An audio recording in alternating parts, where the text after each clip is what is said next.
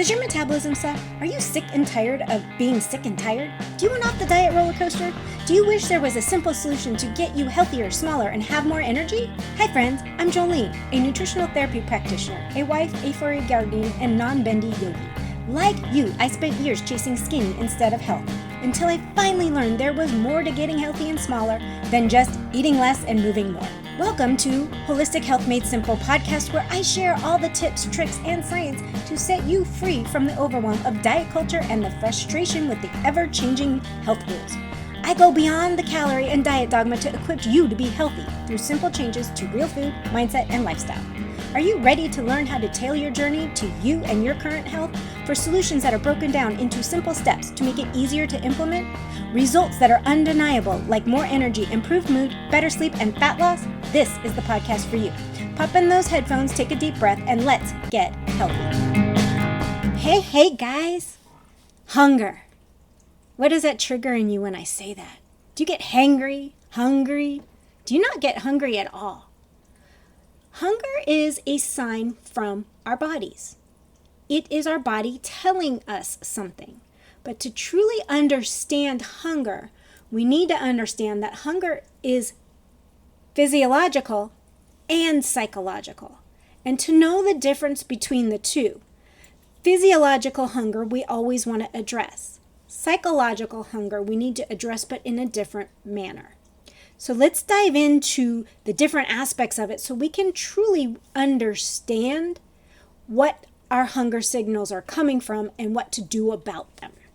So we've got two main hunger hormones. That's the physiological part. We're going to start on that first. The two main hormones are leptin and ghrelin. Now, leptin, it's kind of like the signal that your body's saying, I'm full. So we kind of call it, simply put, the I'm full hormone. It's produced by your fat cells, and then it's released into the bloodstream. So how this works is you eat, your fat cells kind of grow a little, and then as they grow, they release more leptin. The leptin then travels through the blood to your brain and tells your brain, I've had enough to eat, when it's working properly. This is in an ideal, healthy situation. So think of it as a signal that helps regulate your appetite to prevent overeating. Now, there are some cases that people become resistant to leptin. So although there's plenty of leptin throwing through their bodies or flowing everywhere, the brain isn't getting that message to stop eating. That's caused by being leptin resistant, overeating long periods of time, and not being physically healthy. So when I say we need to get everything in balance, that's what I'm talking about. So we've got the next one, which is ghrelin. Ghrelin is called the hunger hormone. It's produced in your stomach again, just like leptin is, and it signals to your brain that you're actually hungry. So when your stomach is completely empty, it releases more ghrelin, and it starts making you feel hungry and wanting. It's when you start raiding the refrigerator or going to prepare your meal. Ghrelin levels will rise before your meal, and then they start to decrease after you're eaten, because as the stomach gets full, it stops releasing the ghrelin. It's rare to ever truly become ghrelin resistant, but you can. So in simple terms, leptin says I'm full and ghrelin says I'm hungry. Now these two hormones need to always work together to regulate your appetite. They both work together as well to keep your body's energy balance in check. This is where it is truly beyond the calorie. Yes, we need energy balance, but if these two hormones aren't working right, it's hard to get that energy balance. This is part of the beyond the calorie I always talk about. So we want to make sure that our ghrelin and leptin are always in balance and that we're actually hearing those signals. Beyond ghrelin and leptin, circadian rhythm can affect our hunger cues. When we are not sleeping in a proper state of when our body is tired, we get hungry. The availability of nutrients. I always talk about nutrients. If you are nutrient deficient, it doesn't matter how many calories you get in, you will be feeling hungry. Your blood sugar regulation. Remember that whole episode on glucose spikes. Glucose spike comes back down, then you get hungry. We don't want those huge spikes and drops because it affects our hunger.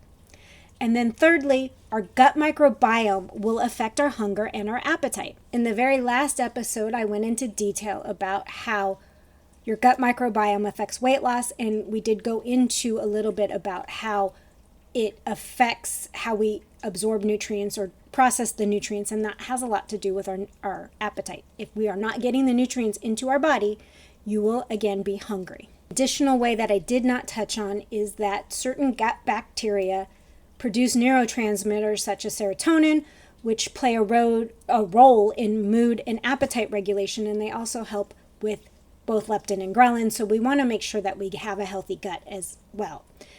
I touched on the basics of the physiological part of hunger, so let's dive in now on the psychology of hunger. Our emotions and environment play a huge role in our hunger. Stress, boredom, emotional triggers all lead to cravings and overeating.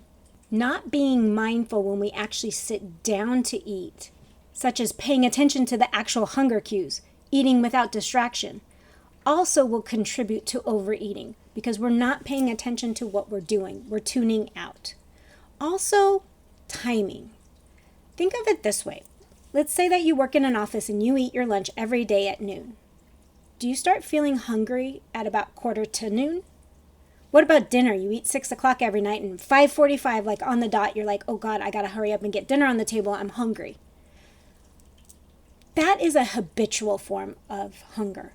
You're not necessarily physically hungry, but your mind's so used to eating at a very certain time that you're starting to feel hungry at that time. Is it true hunger or not?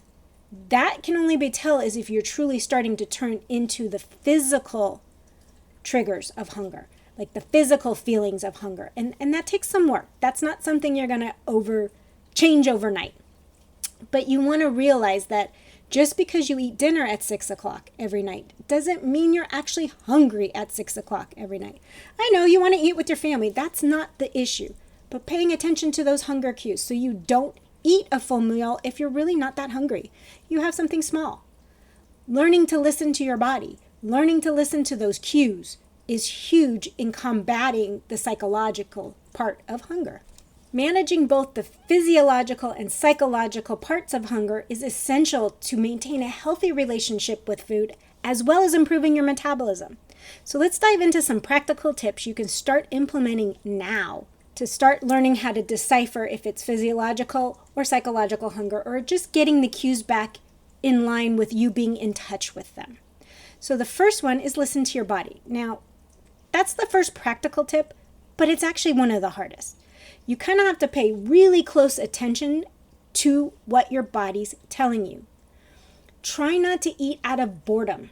That's a big one. How many times on the weekend when you're home, let's say it's a rainy day, that you keep going in that refrigerator thinking that something new is magically going to appear, but nothing looks good? That's because you're not really hungry. You're bored. So learning how to distinguish between the two. Physical hunger will build gradually, and it's felt in the stomach. Emotional hunger is kind of sudden. Boredom hunger is kind of sudden, and it's driven by emotions. Like if someone stresses you out and all of a sudden you're going to run to the vending machine at work, that's stress hunger and not real hunger. So that's one key, is learning to listen to your body. For the second tip, you want to have some sort of balanced nutrition. You want to make sure you're getting the right macronutrients in that are going to keep you full and that aren't spiking your glucose up, and that you're getting in enough nutrients so that your body isn't nutrient deficient. So look at your diet. Are you eating real whole foods? Start there. Protein is incredibly satiating, so it will help keep you full a little bit longer. Start your morning with a protein-rich meal. I've said this over and over again, but that helps reduce cravings later in the day. The next step is mindful eating. You want to savor each bite. You want to eat slowly. You want to enjoy your meal and be present during your meal. Eliminate distractions like the TV and your phone, and just enjoy and focus on the meal you are eating and the nourishment it's giving you. And then fourth, stay hydrated. Hydration is often mistaken for hunger.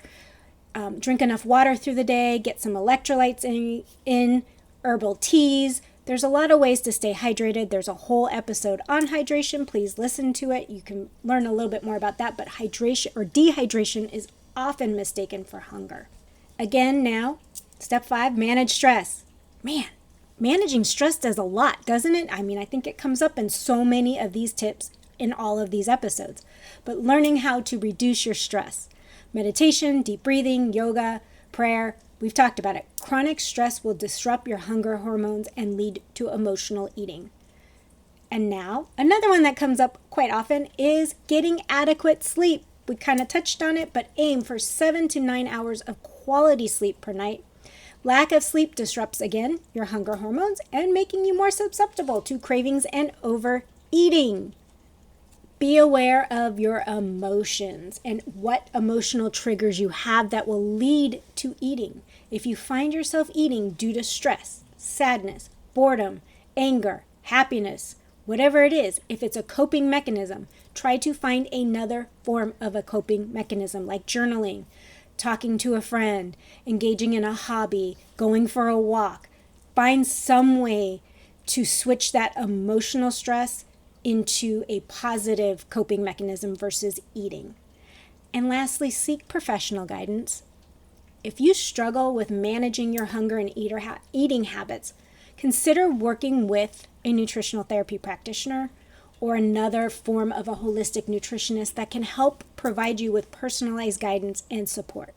Support is one of the key things to help with that, besides just changing what you're doing nutritionally. Getting in that support, someone who knows what it's like to eat out of boredom or stress and help you fine-tune it so that you can get truly healthy. As always, you can head on over to my website and check out the one-on-one offerings I have to help you on this journey, but that is a big way, is getting some professional help. Then you also want to support your gut microbiome so that it has a positive influence on your hunger and overall health. It will also help your mental state. So gut health is huge. Eat real foods, reduce those processed foods, and remember, you are uniquely you. Whatever you do, you need to tailor it to what works with you and your health at this moment. We are all individuals and we're all going through different things.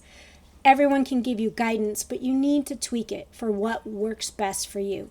Learn those hunger cues, figure out if they're psychological or physiological, and go from there. Until next time, friends, bye. Thank you for joining me today. I hope you enjoyed the episode and it provided value that you can take into your own health journey. I would be incredibly grateful if you could help spread the word. Share the podcast with others that will find the information as helpful as you did. It's through your support that I continue to grow and bring you more amazing content. If you have a spare moment, I would truly appreciate it if you could leave a review. Your feedback means the world to me, and it also helps others discover my show. I read every review and take your suggestions to heart, so please don't hesitate to let me know what you think. Remember, you can stay connected with me by following me on Instagram or visiting the website at holistichealthmadesimple.com.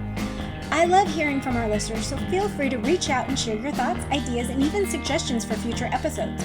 Once again, thank you for being part of my community. Together, let's keep spreading the knowledge, inspiration, and great conversations. Until next time, have a blessed day.